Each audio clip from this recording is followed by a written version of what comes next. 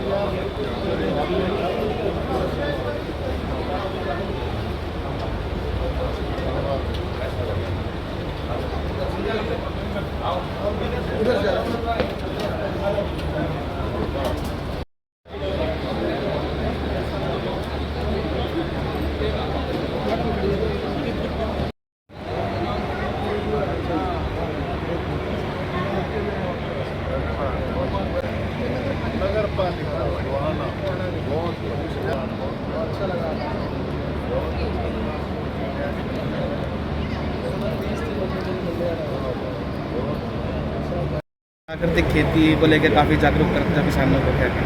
हाँ, आजकल प्राकृतिक खेती हर व्यक्ति की आवश्यकता बन गई है, क्योंकि रासायनिक खेती के कारण धरती की उर्वरा शक्ति कमज़ोर हो रही है, पानी की खपत ज़्यादा होती है और वो ग्लोबल वार्मिंग को जन्म देती है। और रासायनिक खेती के उत्पादन खाकर लोग बीमार हो रहे हैं और उसका परिणाम कैंसर जैसे रोग, हार्ट अटैक, शुगर तेज़ी से समाज में बढ़ रहे हैं। इसका एक ही निदान है कि हमारा खान पान जहर मुक्त होना चाहिए।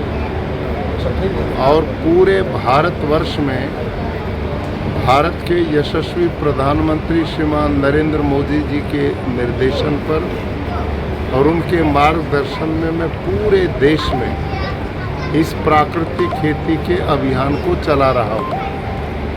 और इस समय 4 लाख किसान केवल गुजरात में प्राकृतिक खेती करनी शुरू कर चुके हैं और 2 लाख किसान मैंने हिमाचल प्रदेश में शुरू किए थे। और अब पूरे देश में अलग अलग प्रांतों में मैं जाता हूँ और बहुत सरकारें उत्सुकता पूर्वक इस विषय को गंभीरता से लेकर और प्राकृतिक खेती की ओर बढ़ रही है। क्योंकि यदि प्राकृतिक खेती नहीं होगी तो किसान की आय नहीं बढ़ पाएगी। प्राकृतिक खेती, जो मैं गौ आधारित प्राकृतिक खेती की बात करता हूँ, उसमें लागत शून्य हो जाती है और किसान का उत्पादन कम नहीं होता।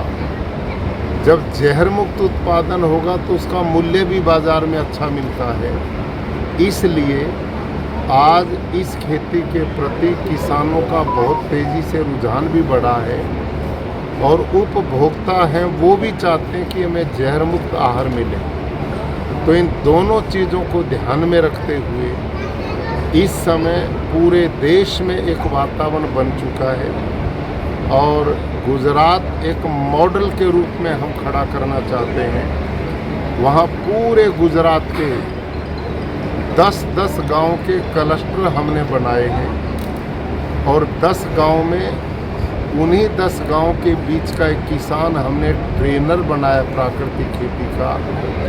तो इस ढंग से पूरा गुजरात अगले 1-2 साल में प्राकृतिक राज्य के रूप में बन जाएगा और उससे पूरा देश एक प्रेरणा लेगा।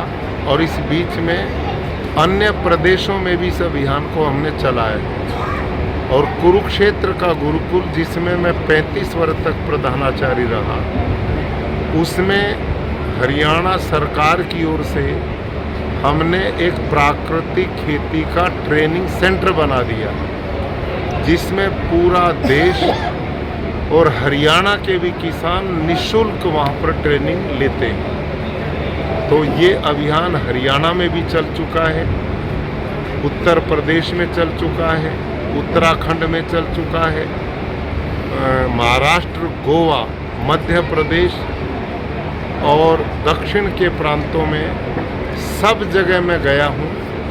और अब आसाम और नॉर्थ ईस्ट के प्रदेशों ने भी मुझे बुलाया है। तो ये मिशन हम बहुत तेज़ी से आगे बढ़ा रहे हैं। इसके चलने से पानी भी बचेगा, धरती की उर्वरा शक्ति भी बचेगी, पर्यावरण भी बचेगा, लोगों का स्वास्थ्य भी बचेगा, देसी गाय भी बचेगी। और भारत का 2-2.5 लाख करोड़ प्रति वर्ष विदेशों में जो पैसा यूरिया, डीएपी, कीटनाशक खरीदने पर लगता वो भी बचेगा। तो खेती एक और लाभ अनेक इससे होंगे और किसान की आय भी इससे बढ़ेगी, क्योंकि खर्चा शून्य होगा। और आपको जानकर प्रसन्नता होगी कि अब पिछले 8-10 दिन से उत्तर भारत में बारिश और तूफान आया जी, सब लोगों के गेहूं गिर गए, लेकिन गुरुकुल कुरुक्षेत्र में 42 एकड़ में मेरा गेहूं खड़ा है, एक भी पौधा नहीं गिरा, उसको आप जाके देख सकते हैं। और जिन जिन लोगों ने प्राकृतिक खेती की उनका किसी का गेहूं नहीं गिरा, और जिन्होंने रासायनिक खेती वो कोई बचा नहीं। तो इससे सीधा कितना बड़ा लाभ है। और हमारा उत्पादन भी बढ़ गया, क्योंकि मौसम ठंडा हुआ तो गेहूं को पकने का पूरा मौका मिला, दाना फूल गया और गेहूं का एक पौधा हमारा गिरा नहीं। तो प्राकृतिक खेती किसान का संबल बनेगी, मजबूती देगी। इसका प्रचार पूरे देश में मैं कर रहा हूँ। आप लोग भी, मैं चाहूँगा कि इस मिशन में जुड़ें और लोक कल्याण का, सबकी भलाई के इस कार्य को करें। धन्यवाद।